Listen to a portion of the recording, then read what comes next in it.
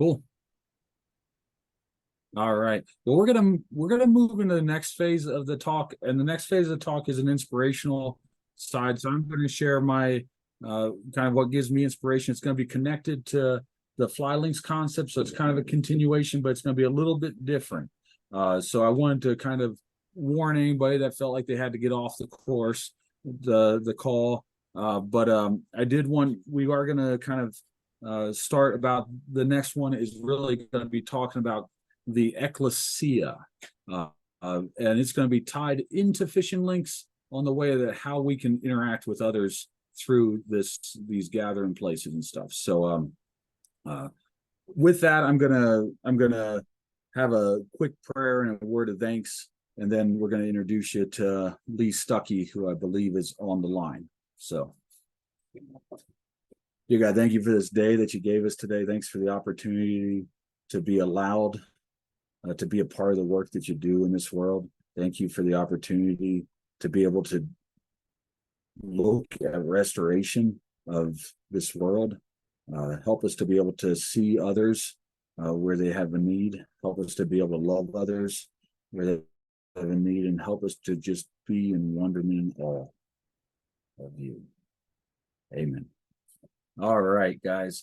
So this talk is kind of a talk that we had a couple years ago, but it's revamped just the same with the fly links talk. Just by chance, they were both the same talk back then in June of 2021 as well. But this comes out of an idea that I had at Easter. My parents came out to visit, and my wife and I had a very rare date night. And my wife wanted to go watch Dungeons and Dragons, the movie. And I wasn't a Dungeons and Dragons, the movie guy. I didn't really know much about Dungeons and Dragons, but my wife wanted to watch it. So it was the perfect movie to watch for the day. And we got done watching that, and we still had a little bit of time. And my wife knew that I wanted to watch a movie called The Jesus Revolution, based on the hippie movement of the 1970s, kind of a historical fluff piece. So we ended up seeing those the same day. And the idea of Ekklesia jumped out on me on how, the called out assembly, which is what Ekklesia means in the Greek, or the gathering is. And it made me think about how the church today doesn't do very well at gathering, but Dungeons and Dragons seems to do a lot better at gathering. But some of the great memories of where the church changed was really focused around how they gathered. So that's what the talk is about today. Part of the talk today is going to be talking to Lee Stuckey. Lee, are you on the line? I am. Good morning, David. Good. Thanks for. Good. So Lee is Lee. Are you the president of AHERO? Is that correct? I am founder and president of that, and then a couple other parallel nonprofits that all kind of feed into the same mission. And founder and president, that means you clean the toilets and close the doors at night too, right? I'm the janitor, the marketing director, all the way to CEO, and I'm $90,000 a year. So if you want to ask me a business question, I'm not your guy. That's right. All right. Well, we're gonna get back to Lee. Lee, we'll get back to you here in about 5-10 minutes, and then we're gonna have you share a little bit more about AHERO. All right. Okay. So the Ekklesia was the word that was in the Greek, written in the Bible. It basically says it's used for the entire body of believers, all the Christians throughout the world. So that comes from Matthew 16:18. The word church was really something that was promoted by King James. And the church was something a little bit closer to the legal gathering place where you got information from at the town square, where towns were built up around so that people could come in from the state and say, hey, this is what's going on. And the church was used for a place to gather and worship and stuff too, but it was more about the building. It was a shed. And today we look at churches, and if you go around the nation, you'll see churches all around the nation. This is just a neat one that I found online in the background that's kind of not being used much. And this is one that we had on a restoration project that we're looking at in Wilmont, Arkansas, basically grown up in kudzu, and people aren't going in there anymore or being used anymore. So around the nation, you're seeing a lot more churches closing on a regular basis. So this is something that we see that churches, there's a number of organizations that will tell you how many churches close in a day, but we see a lot of closing of these gathering places. And we're also seeing a closing of these gathering places at the same time that the general public says, hey, we want places to build communities and we want gathering places. So it makes us kind of wonder, are there things that maybe we've focused too much on a building in the past and not as much on the gathering space? So Peter was told, I tell you, by Jesus, Peter was told, I tell you, Peter, and sorry, I tell you that you are Peter, and on this rock I will build my church. That word church meant Ekklesia.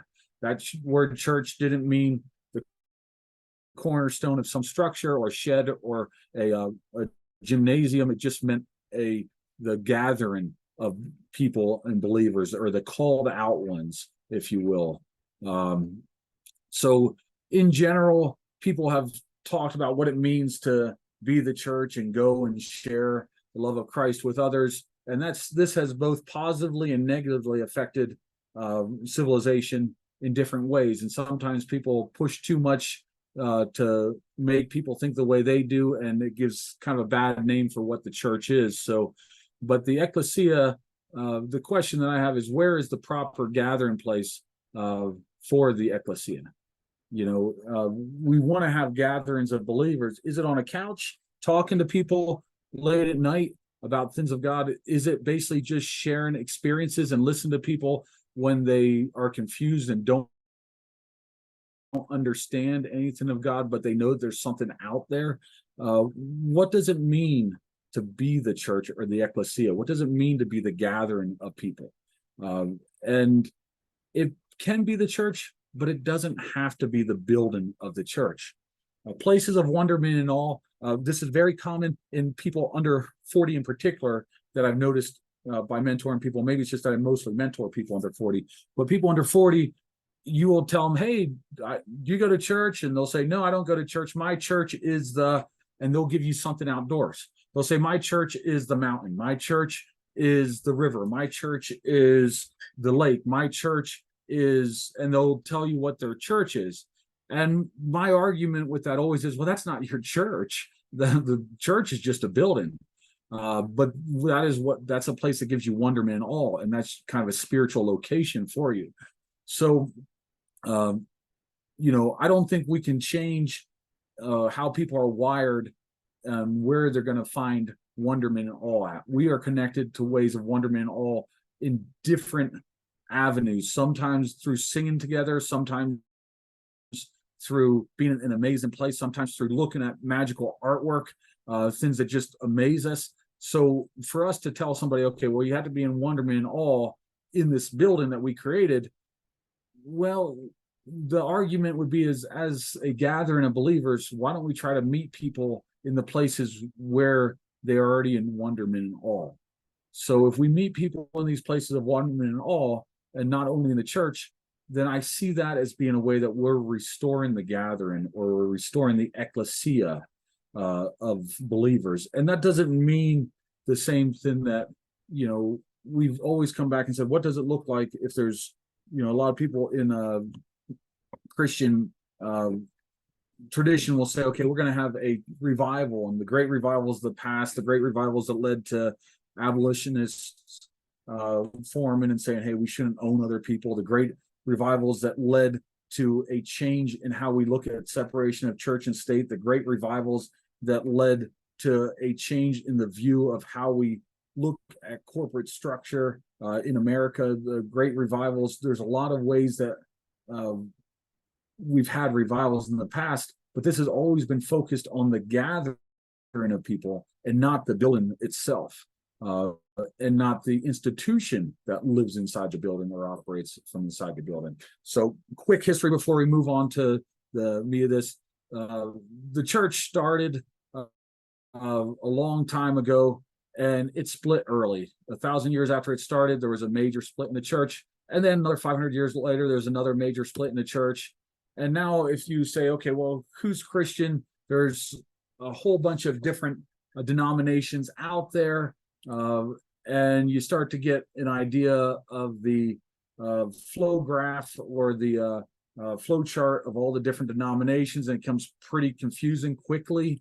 And then you start to get more things, and take the things in 2014, they created a new one that even has more denominations.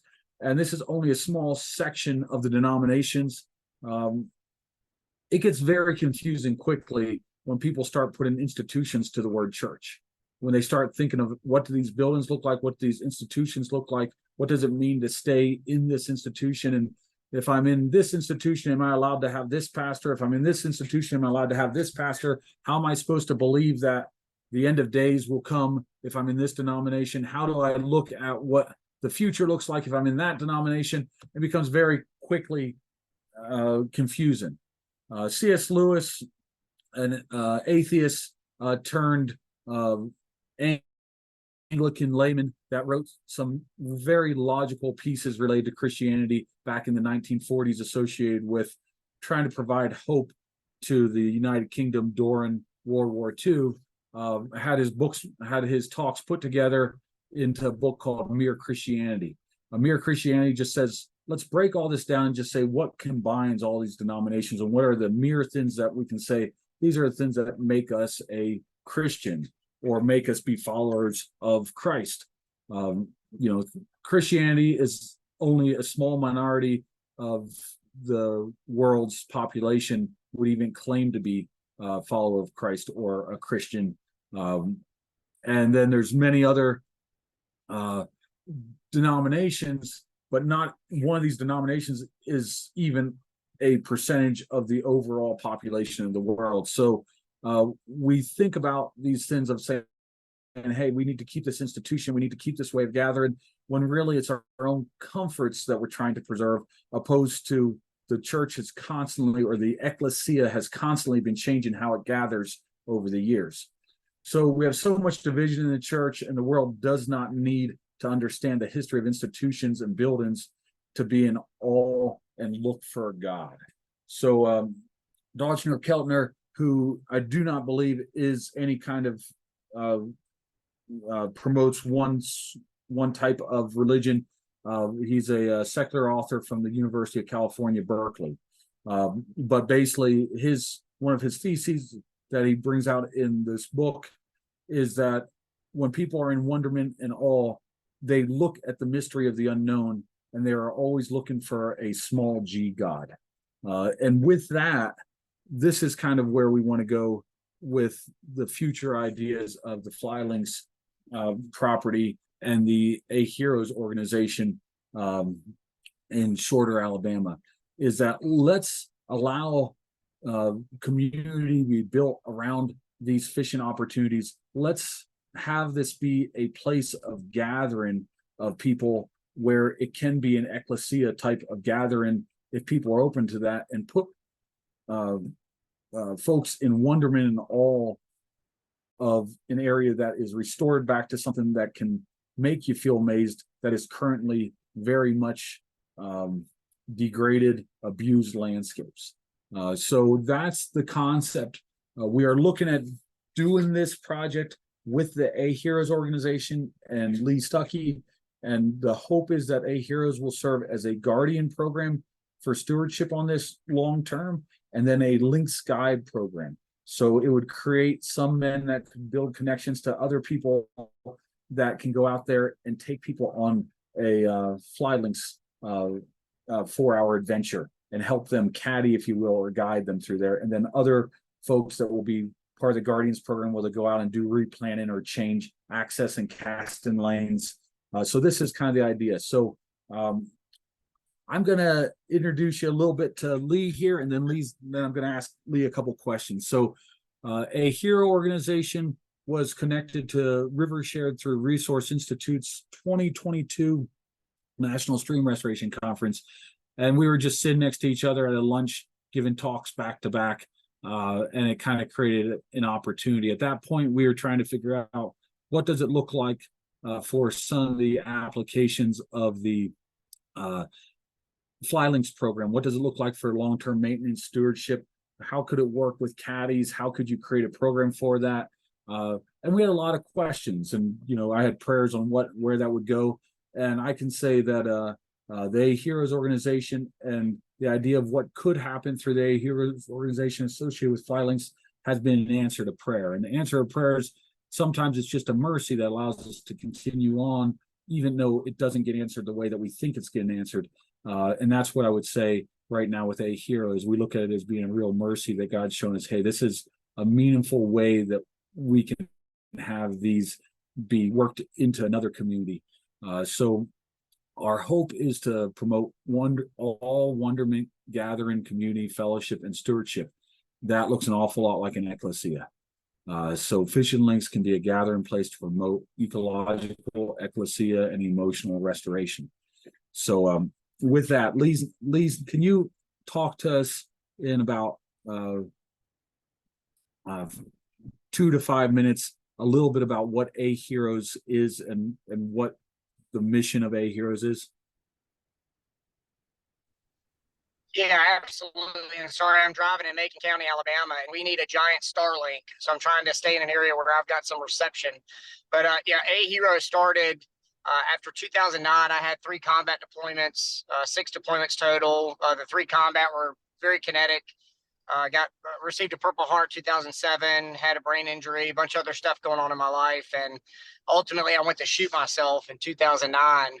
And my mom called my cell phone and saved my life at that split second when I was firing a Glock with no safety. And so after doing some, soul searching and praying and going to counseling, after 6 months, I realized there were more Lee Stuckies out there that were struggling and didn't want to tell anybody.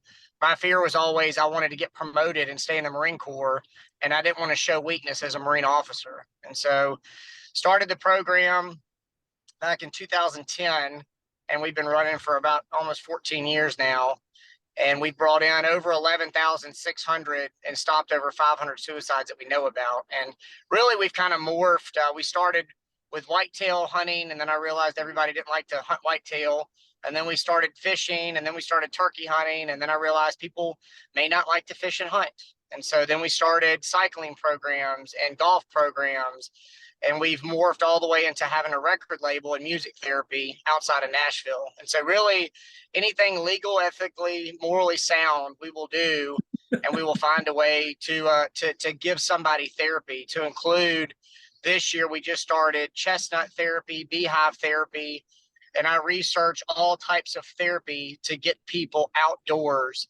And my focus is outdoor recreational therapy and connecting veterans and now first responders. We added that to our mission set, to outdoor recreational therapy and connecting them to like-minded individuals so they can heal.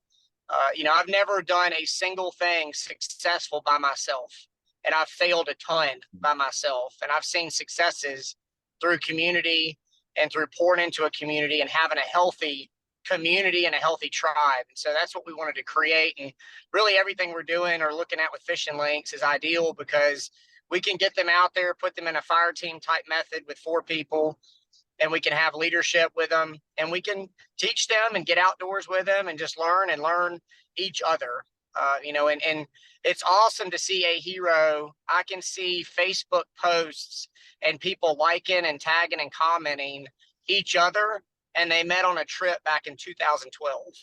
And so we've created those networks across the country. And now we, created a relationship with David and other people like David to grow this. And everyone is divided from what I've seen. And my personal opinion is the church is chasing money, politicians are chasing money, and nonprofits are all chasing money. And we really got to get focused on the mission and only focus on the mission. And once we focus on the mission, which is helping people and building communities, the money will come and God will provide the money. But we've got to get off of this track of just chasing money and, building the program and having the program successful, and then saying, hey, this is where the money should go after testing it, making sure it's good. So really that's the 3.5 minute. And, just bringing these people together and showing them that alcohol and substances and medication is not the answer. They had me on 36 different pills. The Marine Corps loves to drink alcohol and promotes it to the fact we were founded in a bar. I'm speaking at a Marine Corps birthday. as the guest of honor on Thursday, and they don't know they have to ask an alcoholic to speak at their ball. So I'm going to get in front of a group of Marines and try not to tell them I discourage you drinking. But you know, it's we promote these things and we don't help our cause. You've got the most traumatic jobs in the world. You add pharmaceuticals, which I feel is poison, and then you add alcohol. And I know how it ends. So if we can get them doing something besides that and get them outdoors doing fishing links or outdoor recreational therapy, I know it stops suicides. I know it helps people heal. And I know that God, vitamin D, and being outdoors absolutely will get them on a healthy path. And the last thing I'll say before I lose signal or my time is the 4 pillars we have is making sure our community and our tribe is physically, financially, emotionally, and spiritually healthy, spiritually being the most important. And if you're not spending time and building a tribe that's healthy, physically, financially, emotionally, and spiritually, and you're not pouring into each other in those aspects, 1, get away from those people because they're draining your account. And 2, find somebody that will. And so we want to build those 4 pillars with all of our participants and make sure that we never just take someone fishing. We never just take someone hunting. We dynamically change their life by the time they leave our farm. Did I hit 5 minutes, David? Yeah, that's great, Lee. That's exactly what I wanted you to share. I think it's amazing that we are even connected through RiverSHARED and the fishing links with AHERO. We know that it's such a random opportunity that it must be something that was it's something that's allowed, but it's hard to believe that it wasn't ordained with the opportunity of the connection that we've had. But we think that there's an opportunity. No such thing as coincidence, David. It's always God. That's it. And we do believe that there's opportunities for the same program, and we're really excited about AHERO kind of having a role here and then seeing what that could look like for other programs. I know Joni on the line said that she'd like to do something like this with at-risk youth.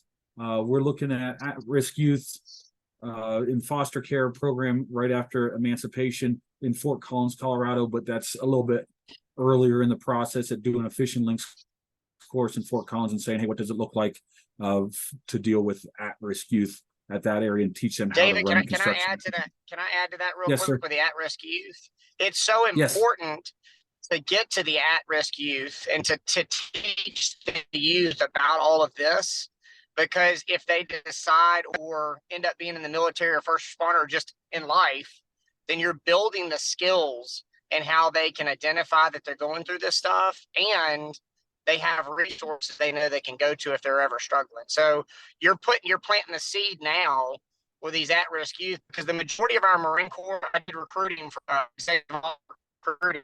Our Marines all active, and most of them came from troubled backgrounds. And so if we can really build that maturity on the get-go, then they go to be responders or just community members, they're going to know where to go and get that help. Yeah, that's right. All right. Any questions? If Lee happens to stay on the line, he can answer the questions. If not, I can try to answer the questions. So, hey, Lee, I really want to thank you. Dave talked to me a bit about AHERO, and as the son of a Vietnam vet with significant PTSD, I can really attest to the restorative value of outdoor activities. It's probably what kept my father sane when he got back from Vietnam, went to hunted and fished most of his life, and transmitted that to me. So I can't thank you enough for that. That's wonderful.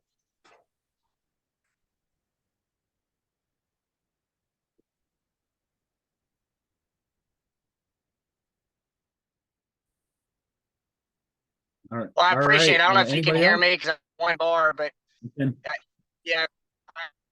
So I wanted to say I've got a Vietnam veteran with 5 Purple Hearts, and his wife just died after 63 years of marriage. And our farm is his family. And so God bless your father. And I know you're proud of him in his service. I am. Unfortunately, he passed 5 years ago as the result of contact with Agent Orange.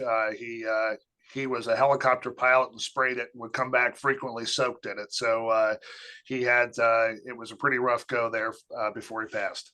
But thank you. Yes, sir.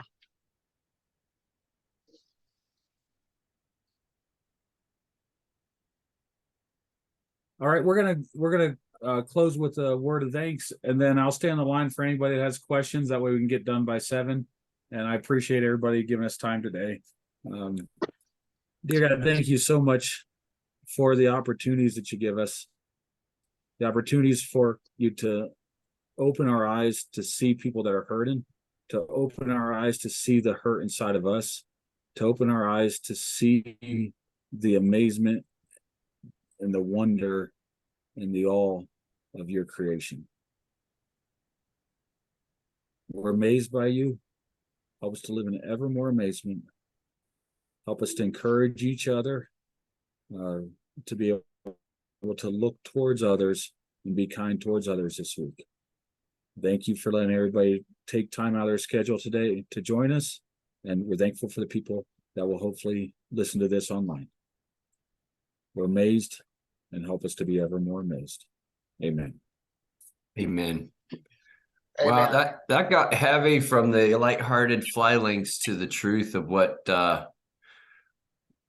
you guys are doing at AHERO. I hope I carry that heavy message with me throughout the day. Thank you guys. It's real important. Your work is inspiring. Thank you, sir. God bless you. God bless you too.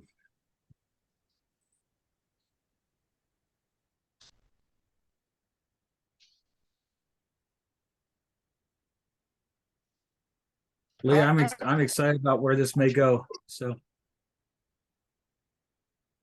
I am too, David. I really appreciate the opportunity, and hopefully I didn't lose too much signal.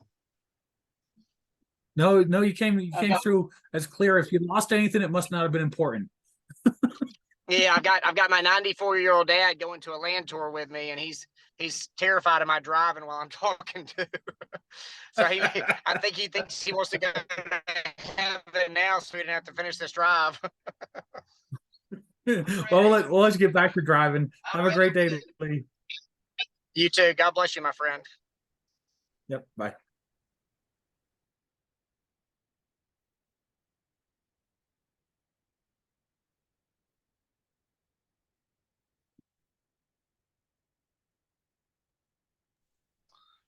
So you're gonna get Ida out today, Dave? No, it starts next week, next Oh, Monday. it's a week gap. Okay. Yeah. They give the deer a week to breathe, I guess. So Get them back to being used to not being shot at for a little while. that's right. That's right. Very good. All right, Dave, have a good day. Love to the family. Oh, hey, I forgot to tell you one thing. It didn't hit me until I realized that the second day I was in the shower, because I only showered twice while I was there.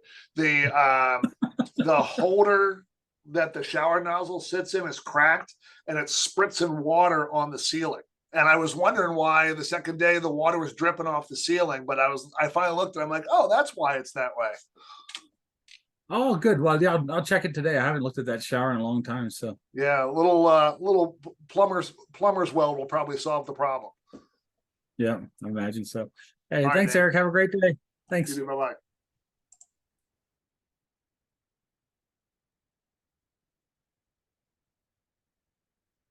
Hey, David, are you still on the line? You're gonna hang up if you're not on the line anymore. All right. Have a good day.